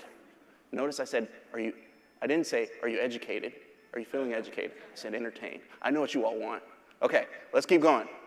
So, okay, for this is a shame-free zone, okay? I want none of it, okay? No judgment. Promise. No, I need to see the hands. No, for real. I need to see, no judgment, okay? It was the pandemic. We didn't know, okay? No one knew. No one in this room knew, okay? Masks at the beach, outdoors. No one knew, okay? We were being safe.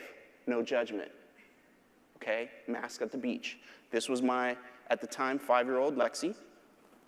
And something she loved to do was to dig in the sand and find these little crustaceans that, for us in California, are called mole crabs. They're called sand crabs where we are. Y'all know about mole crabs or sand crabs? If you know about sand crabs, raise your hand. Okay, good. Mole crabs just sounds unholy, okay? So she would, being the curious 5-year-old she would ask me, like, Dad, what are these things? Why are they in the sand, right? Being the great dad that I am, I made up an answer, right? It's a crab, and it's in the sand. That's as far as I got. Then I went home and Googled, found the actual answer, and then I told her that, in addition to what I had already said. She loved it, right? The reason why I bring this story up, it's not as random as you might think. The reason why I bring this up is because sand crabs are also dope organisms. Say dope organisms. I love my power on the stage. Okay, so the dope thing about sand crabs is they will leverage waves along the surface of the beach. As a wave is rolling in, they will literally surf along that wave. They will leverage the energy and the flow of that wave to arrive at a destination that they think is ideal for opportunities. And then what they'll do is they will burrow themselves backwards into the sand. Notice I said backwards. So that means they are facing the wave. So the sand crabs will face the wave. I'm going to slow down for dramatic effect. Okay? It's a pin drop. This is incredible. This feels great for me. Okay? I don't know. It's awkward for you, but it's great for me. They will slow down. They will burrow themselves backwards, and then they will unfurl those antennae that you see in that left photo. And the reason why they do this, class, who knows? I heard, because they're hungry. They know that the wave, despite it being much bigger than them, has a lot of small opportunities for them to leverage. And they have positioned themselves to take advantage because they know that although there is chaos in the wave, there's also opportunity in chaos. So they unfurl these antennae that have all of these small hairs that allow them to capture in mass small opportunities. So for me, I just love the fact that you have this thing that is facing the wave, right? This onslaught of force and power, but they know that it's actually bringing them something that not only will help them survive, but it will help them thrive. So for those of you who might have, does that work for y'all? Y'all feeling that? Are you sure? Because you're too quiet. And when you're too quiet,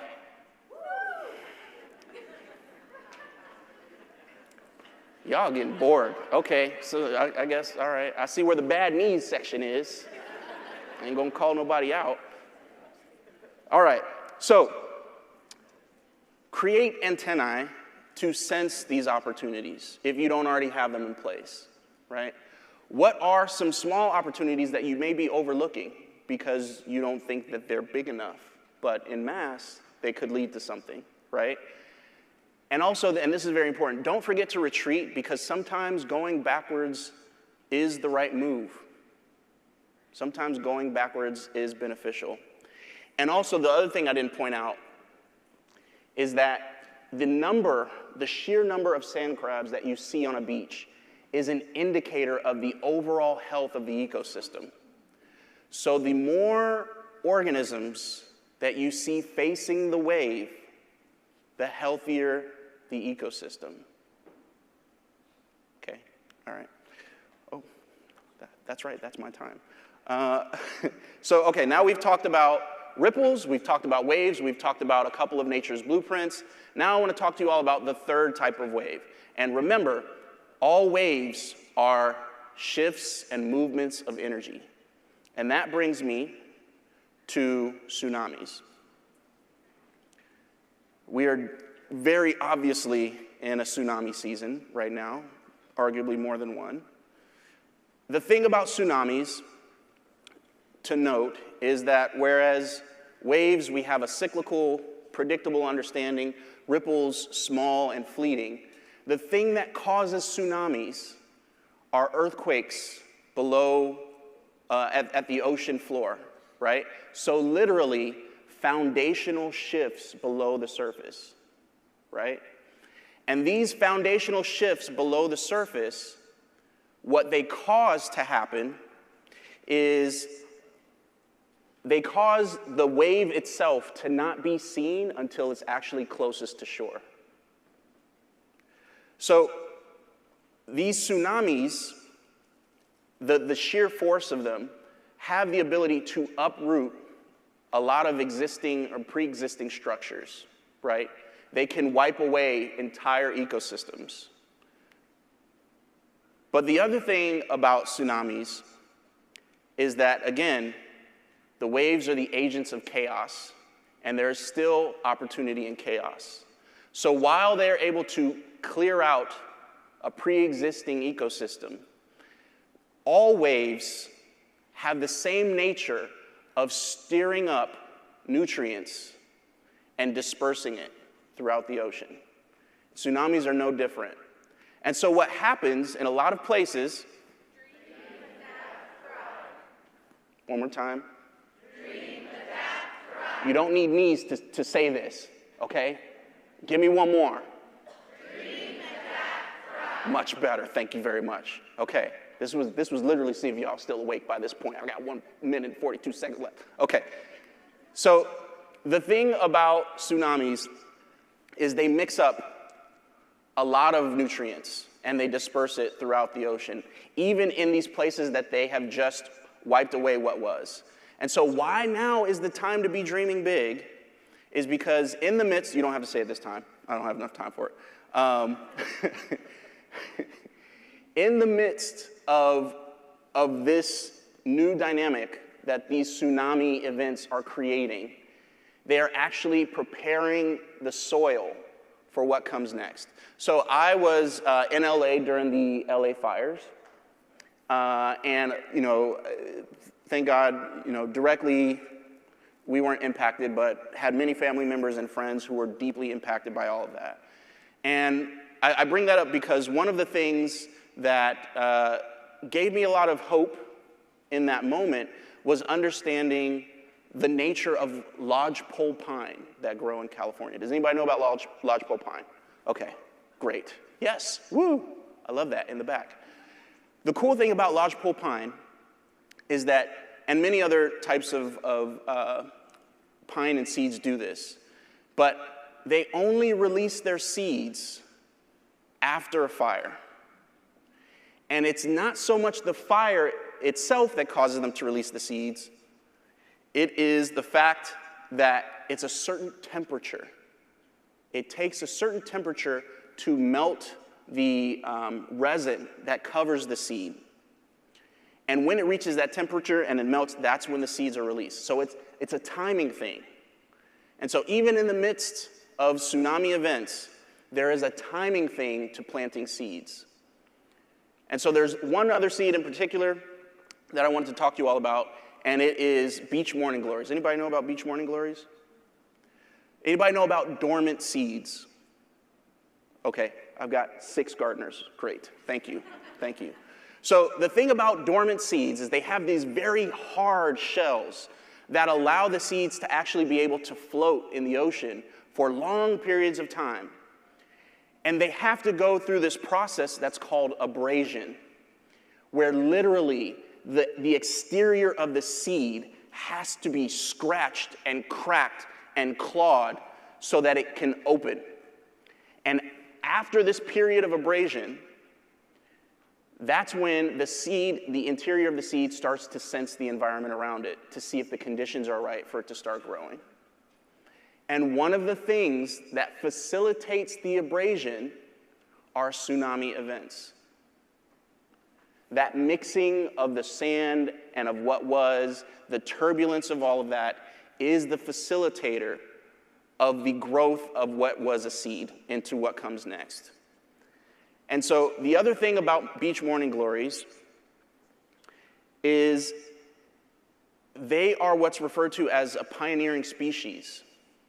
So as they start growing in this new environment, they form a network and they hold the sand of the beach together. And by forming this network and holding the beach together, they allow other seeds and other things to come and start growing on top of them. So, yes, there's a lot of craziness going on right now, okay? There's a lot of unfortunate things that no one should experience or be exposed to. But that does not mean that there is no opportunity in this chaos. And so I just very quickly, thank you, plus 2 minutes. Appreciate that. I feel like I won the lottery. A couple of things I want to talk about, because dreams are seeds. Seeds are dreams, dreams are seeds. And the anatomy of a dream is that dreams are embedded with the hopes we hold in darkness. The same place where you plant seeds, right? And also, dreams are their own form of resistance. Right up there with rest, right? Rest and dreaming. So going back to the seaweed, the light is the thing that feeds the seaweed's ability to withstand. Dreams are part of that circle.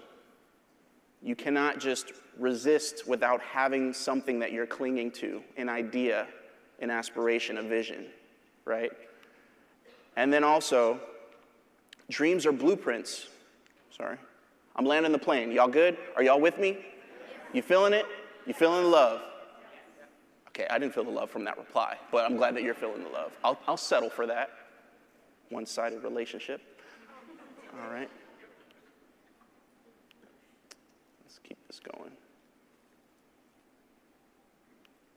Dreams are seeds, seeds are dreams. I said that already.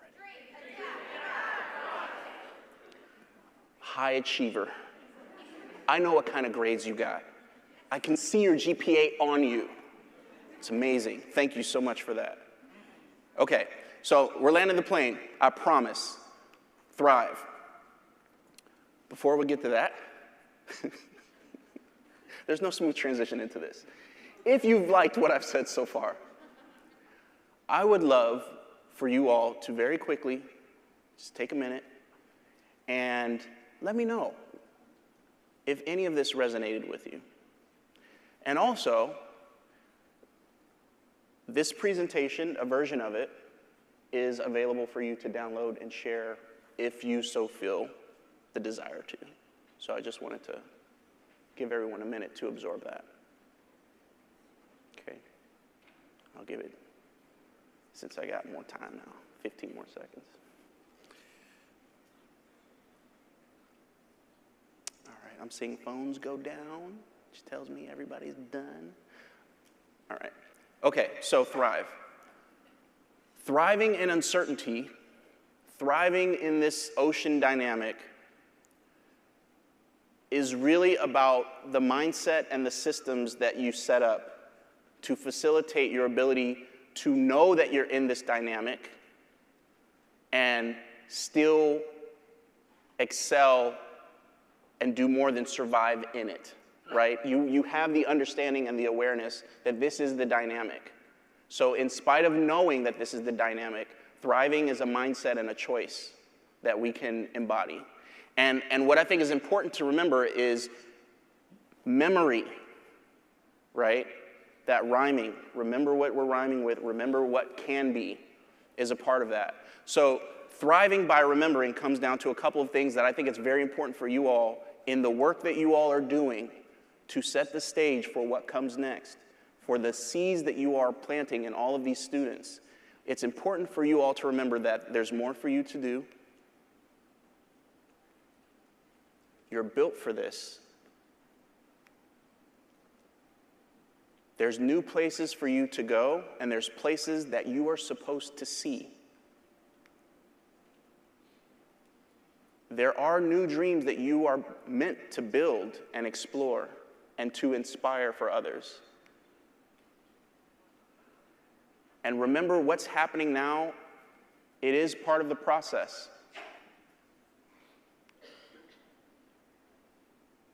And you're built to endure this. It doesn't mean it feels good. And abrasion can hurt. You are subject to being cracked and scarred and bruised. But you are built for this. It is part of the process. And most importantly, if you continue to endure, the transformation will be worth it. Okay? So, with that, thank you very much.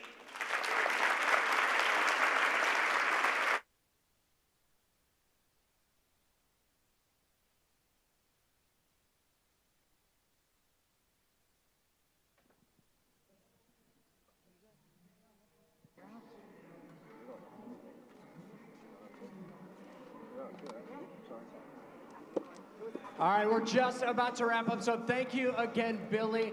I think what's really exciting to me, Jenny, about the things that Billy was talking about, I know what you're paying attention over there. I think the thing that's important to me about what Billy was talking about is that on Wednesday, we're actually going to be talking about and thinking about the future of the STEM Ecosystem Initiative, looking back to look forward, planning for the future, and back mapping that to what ecosystems can and should look like. And I'm really excited for that experience. And Billy, thank you again for setting all of that up for us. And you know what the thing is that sometimes you need somebody to acknowledge that it's not okay, and that's okay. And we're all weathering the waves, but we're built to sustain and to stand it. So I think that is an excellent message. I didn't get to see all the people who did the wave, but I'm sure I'm going to find out all about it. All right, so I know there are a couple of people sneaking out to go get ready for their breakout sessions because we're just a couple minutes over. So we'll give them that couple of seconds to get ready while we talk you through the rest of today. Perfect. So these are the breakout sessions. Just for a little bit of the lay of the land, most of the breakouts, I would say 5 out of the 8 breakouts are found on this floor. Right across from us is Salon 12, and then down and around the corner, which is on the opposite side of the playground, are Salon 1, 2, 3, and 4. For George Washington, for University of DC, and Georgetown, those are on the one flight up, and those are on that particular floor. And that's pretty much it. Anyone who was at the Chicago convening last year, you're welcome, because I'm understanding that we were tracking a mile in order to get between our breakouts and the regular session. So it's a close, tight knit. The next thing I just wanted to point out very, very quickly on this next slide is, did you register for the app? You were like, please, I was hoping she was going to stop asking, but if you get a chance, register for the app. Here's why this is fantastic. Those speakers will have access to your information, and they will be able to share with you all of the resources that they had. So please register for the app, go in, select your session, and then that's how you can access the speakers and the resources. One other thing, it's my favorite thing. Did you know this, Jeremy? Drinking? No. The playground. I think this Weird Al story is you're getting a whole different idea of who I am. And it was not that. But we are having a playground, and believe it or not, there will be a cash bar. So actually that did work out pretty nicely. We also have some great appetizers, but more importantly, what I'm kind of excited about is we have a collaborative art project that is being done with Angela Gunder. All right, so come ready to paint, come ready to think and create as we plan for the rest of the week. Yep. And to relax a little bit, you all know this stuff is all really important. I shouldn't have said that way. One of the most important things is the social aspect of this event where we get to meet each other, talk, collaborate, learn, and plan. So I'm really looking forward to seeing everybody there this evening. And one last thing that I just have to say is a big thank you, not to Goose Chase, but to our sponsors, obviously, who make this happen, and to all of the exhibitors who are set up in Salon number 5 over there. They all come here as partners and, ready to support and champion the work that you do, as long as you are supporting and championing the work that they're doing. All right, so we'll see you all in those sessions, and we'll see you tonight. Thanks, everyone.